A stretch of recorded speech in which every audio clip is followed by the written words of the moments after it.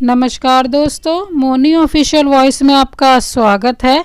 अरे शालू, जरा एक गिलास पानी लाना, बहुत प्यास लगी है। अमित ने ऑफिस से आकर सोफे पर बैठते हुए कहा। शालू धीरे धीरे चलकर एक गिलास में पानी लाती है और अमित को देते हुए पास ही सोफे पर बैठ जाती है। अपनी पत्नी को थोड़ा परेशान देखकर अमित शालू के कंधे पर हाथ रखकर बोलता है, क्या हुआ शालू, कुछ परेशान लग रही हो? अमित के पूछते ही शालू गुस्से में बोलती है, जैसे आपको तो कुछ पता ही नहीं। अरे मुझे 8वां महीना चल रहा है और ऐसे में भी तुम्हारी माँ यहाँ नहीं आ सकती क्या? और तुम अपनी माँ के गुणगान गाते रहते हो। शालू, मैं तुम्हारी परेशानी समझ सकता हूँ, लेकिन गांव में बाबूजी की तबीयत अच्छी नहीं है। मेरी माँ इस वजह से नहीं आ सकती, लेकिन तुम परेशान मत हो। बाबूजी की तबीयत ठीक होते ही वो जरूर आ जाएंगी। उनको भी तो अपने पोते से मिलने की जल्दी है। शालू गुस्से में बोलती है, हाँ जानती हूँ कितनी जल्दी है, और उठकर अपने कमरे में चली जाती है। शालू की मम्मी गीता देवी शालू को फोन करती हैं तो शालू उन्हें सारी बात बता देती है कि उसकी तो किसी को परवाह ही नहीं है। गीता देवी बोलती हैं, अरे ये गांव के लोग कुछ समझते ही नहीं हैं, और तेरे सास ससुर तो वैसे भी गंवार ही हैं। अगर आ भी जाएंगे तो तू उनके साथ कैसे रहेगी? और तू चिंता मत कर, मैं दामाद जी से बात करती हूँ कि तुझे यहाँ छोड़कर चले जाएं। कुछ दिन बाद शालू अपने मायके चली आई थी। धीरे धीरे डिलीवरी का डेट नज़दीक आ गया और वह पास के ही एक प्राइवेट हॉस्पिटल में भर्ती हो गई। शालू को पुत्र रत्न की प्राप्ति हुई। घर में सब बहुत खुश हुए। घर आते ही एक छोटी सी पार्टी रखी गई और सबको निमंत्रण दिया गया। पार्टी के अगले ही दिन अमित शालू को अपने घर ले जाने के लिए कहने लगा, लेकिन शालू की माँ बोली, बेटा अभी 2-4 महीने तो रुकने दो, उसके बाद फिर ले जाना। लेकिन अमित नहीं माना। वो बोला, माँ जी आखिर कब तक शालू यहाँ पर रहेगी? मैं सोच रहा हूँ कि मैं अपने मम्मी पापा को गांव से कुछ दिनों के लिए बुला लूँ। शालू वैसे तो तैयार नहीं थी जाने के लिए, लेकिन अमित के जिद करने के कारण उसे अपने पति के साथ जाना पड़ा। अमित एक कुरियर कंपनी में मैनेजर था और वह जयपुर में पोस्टेड था। उसका ससुराल दिल्ली में था, तो वह दिल्ली से सीधे जयपुर चला गया और अपने माँ पापा को भी बोल दिया कि शालू को लेकर मैं जयपुर आ रहा हूँ, आप लोग भी आ जाओ, क्योंकि अभी शालू को देखभाल के लिए कोई तो घर में चाहिए। अमित के जयपुर पहुंचते ही अगले दिन उसके माँ बाप जयपुर आ गए थे। वैसे तो शालू की नॉर्मल डिलीवरी हुई थी, लेकिन वह अपने सास ससुर के आते ही घर का कोई भी काम नहीं करती थी। सारा काम अपने सास मंजू जी पर छोड़ दिया था। घर का पोछा लगाने से लेकर खाना बनाने तक दिन भर सारा काम मंजू जी करती थी, लेकिन मंजू जी को इस बात को लेकर बिल्कुल भी तकलीफ नहीं होती थी कि मैं दिन भर काम करती हूँ, क्योंकि वह तो अपना घर समझकर करती थी। उन्हें जरा भी एहसास नहीं था कि उन्हें शालू जानबूझकर काम में लगाए रहती है और अपने दिन भर टीवी देखती रहती है या फोन पर लगी रहती है, यहाँ तक कि हमेशा शरीर में दर्द का बहाना बनाकर आराम करती रहती थी। और तो और अब अमित भी बाहर का कोई भी काम नहीं करता था। बाहर से सब्जी लाना हो या बाहर का कोई भी काम हो, सारा कुछ उसने अपने बाबूजी पर छोड़ दिया था। वो ये भी भूल गया था कि उसके बाबूजी जय किशोर जी अभी पूरी तरह से स्वस्थ नहीं थे। अमित के पिताजी भी बाहर के काम कर देते और बिल्कुल भी इस बात पर नाराज नहीं होते थे कि मुझे यह सब करना पड़ता है, क्योंकि वह तो यह समझते थे कि आखिर यह तो हमारा ही घर है। बेटा तो दिन भर ऑफिस में रहता है, थक जाता है, चलो मैं ही कर देता हूँ तो क्या हो जाता, आखिर मैं दिन भर बैठा बैठा क्या करूँगा, इसी बहाने टहल लिया करूँगा।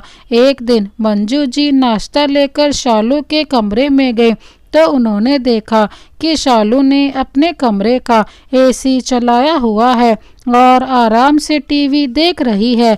तभी मंजू जी बोली, बहू तुम्हारा बच्चा अभी बहुत छोटा है और तुम्हारी डिलीवरी को अभी 1 ही महीना हुआ है, तो अभी एसी मत चलाया करो और ना ही ज़्यादा टीवी देखा करो। बहू तुम्हारे लिए ये अभी ठीक नहीं है। शालू अपनी सास की बात सुनकर आग बबूला हो गई और गुस्से में चिल्लाते हुए बोली, आप होती कौन है मुझे ये सब बोलने वाली? बिजली का बिल मेरा पति देता है, ना कि तुम्हारा पति। मैं एसी चलाऊं या टीवी या कुछ भी, तुम अपनी राय अपने पास रखो। अभी कुछ ही दिन हुए हैं यहाँ आपको आए हुए और सोचती हैं तुम्हारी मर्जी से चलेंगे सब। मंजू जी अपनी बहू की बातें सुनकर सन्न रह गई। उन्हें अपने कानों पर विश्वास नहीं हो रहा था कि उनकी बहू उनके बारे में इतनी गलत सोच रखती है। वो वापस जाने लगी तो तुरंत शालू बोली, मम्मी जी एक बात और, आगे से मेरे कमरे में बिना मेरी मर्जी के मुंह उठाकर मत आया करो। मंजू जी अपने साड़ी के पल्लू से आंसू पोंछते हुए कमरे से बाहर चली जाती हैं। अब उन्हें अपने बेटे के यहाँ रहना भारी लगने लगा था, लेकिन अपने बेटे की वजह से वो वापस नहीं जाते हैं। दिन यूं ही बीत रहे थे। धीरे धीरे अमित का लड़का 6 महीने का हो गया, लेकिन शालू अब भी घर का कोई भी काम नहीं करती थी। अमित की माँ चाहे बीमार भी पड़ती थी तब भी उनको घर का सारा काम करना पड़ता था और बदले में शालू 10 फरमाइश और कर देती थी। मम्मी जी आज शाही पनीर खाने का मन कर रहा है, आप बहुत अच्छा बनाती हैं, क्या आप बना देंगी? बेचारी अमित की माँ थोड़ा सा भी आलस नहीं करती थी बनाने में और बनाकर परोस देती थी, क्योंकि उन्हें जरा सा भी एहसास नहीं था कि बहू मुझसे जानबूझकर काम करवाती है। एक दिन की बात है, संडे का दिन था। उस दिन अमित भी घर पर ही था। सब एक साथ ही बैठे हुए थे। माँ किचन से आई और सोफे पर बैठ गई और अमित का लड़का वहीं पर खेल रहा था तो उसको गोद में उठा लिया। उसके बाद तो जो ड्रामा हुआ, ऐसा होगा अमित की माँ को उम्मीद भी नहीं थी। अमित गुस्सा हो गया और अपनी माँ को डांटने लगा, माँ आपने बिना हाथ धोए मुन्ने को कैसे छू लिया? आपको पता है इससे इन्फेक्शन हो जाता है। और हाँ, आप जब भी मुन्ने को छुएं तो हाथ धोकर ही छुएं। उसके बाद तो धीरे धीरे अमित का व्यवहार ही बिल्कुल ही बदल गया था। माँ आप जोर से मत बोला करो, मुन्ना जग जाएगा। माँ आप मुन्ना से इंग्लिश में बात करो, नहीं तो मुन्ना गांव की भाषा सीख कर गंवार बन जाएगा। जब भी आप मुन्ने को गोद में उठाया करो, सैनिटाइजर से हाथ साफ कर लिया करो। एक दिन शाम को जब अमित की माँ ने सबको खाना परोसा तो अमित ने खाना ले जाकर किचन में रख दिया। उसने बोला, अब आपका खाना बनाने में बिल्कुल ही मन नहीं लगता है। अगर आपको अच्छा नहीं लगता है खाना बनाना तो छोड़ दो, शालू बना लिया करेगी। देखो तो कैसा खाना बनाया है आपने, कोई भी नहीं खा सकता है। अगर इसे जानवरों को भी दे दो वह भी नहीं खाएं। बात ऐसे थी कि अब शालू और अमित अपने माँ बाप को वहाँ पर रखना नहीं चाहते थे, क्योंकि इनका काम अब खत्म हो गया था। मुन्ना बड़ा हो गया था, अब माँ बाप बोझ लगने लगे थे। उस दिन तो अमित की माँ को यह बात बहुत ही बुरी लगी। ऐसा लगा इस घर में सच में उनकी कोई वैल्यू नहीं है, और फफक फफक के रोने लगी और रोते हुए बोली, बेटा जब भी मैं पहले दम आलू बनाती थी तो तुम ही कहते थे कि माँ क्या दम आलू बनाई हो, ऐसा लगता है कि उंगली चाट के खा जाऊं, और आज तुम्हें बिल्कुल ही स्वाद नहीं लग रहा है।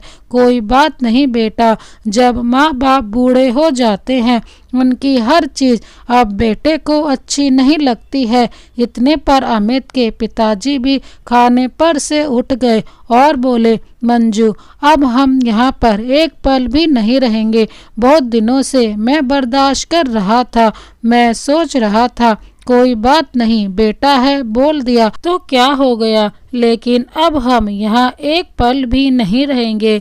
जिस घर में तुम्हारी इज्जत नहीं हो उस घर में हम एक पल भी नहीं रह सकते हैं। अमित के पिताजी ने अमित को बोला, बेटा सही है, आज हम तो बिल्कुल बुरे हो ही गए हैं।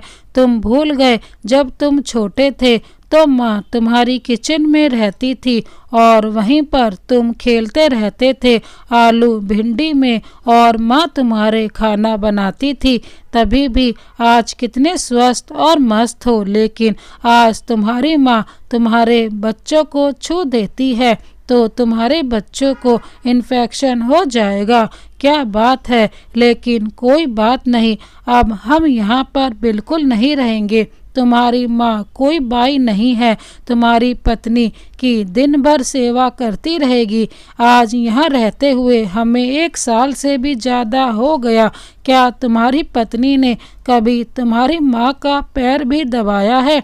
कभी पूछा है अपनी पत्नी से कि तुम भी घर में हाथ बटा दिया करो? हम कोई नौकर नहीं है जो यहाँ पर दिन भर काम करे और उसके बदले में तुम हमें खाना देते हो। ऐसी जिंदगी से बेहतर है कि हम अपने घर चले जाएं, वहाँ हमें कोई बोलने वाला तो नहीं है।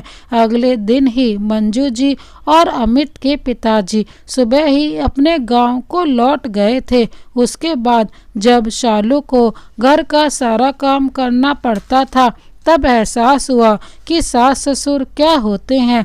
फिर उन्होंने फैसला किया एक बाई रख लिया जाए, जिससे बच्चे को भी आराम हो जाएगा और शालू को भी आराम हो जाएगा।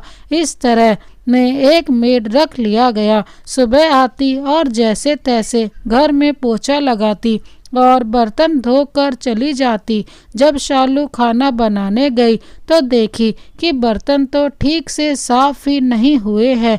अगले दिन जैसे ही वह मेड आई, शालू उसको डांटने लगी कि तुम्हें बिल्कुल भी तरीका नहीं है बर्तन धोने का। उस पर मेड भी शालू को डांटने लगी, मैडम आजकल 500 रुपये में कुछ नहीं आता।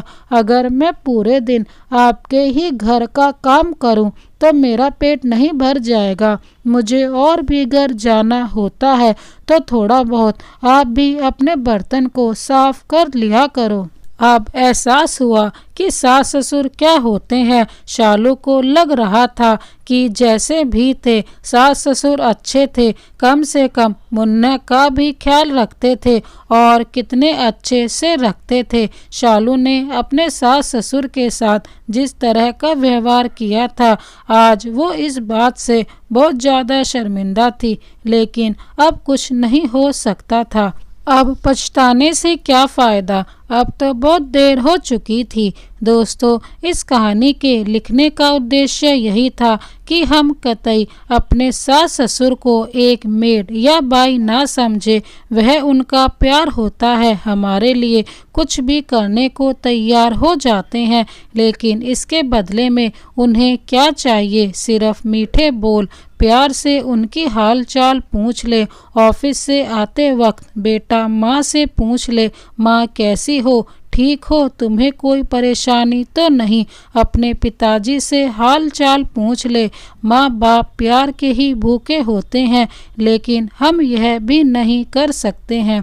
दोस्तों, यह कहानी आपको कैसी लगी हमें कमेंट बॉक्स में ज़रूर बताएं। इसी तरह की कहानी देखने के लिए हमारे चैनल को अभी सब्सक्राइब कर बेल आइकन को प्रेस करना ना भूलें। Thank you so much. Vande Mataram.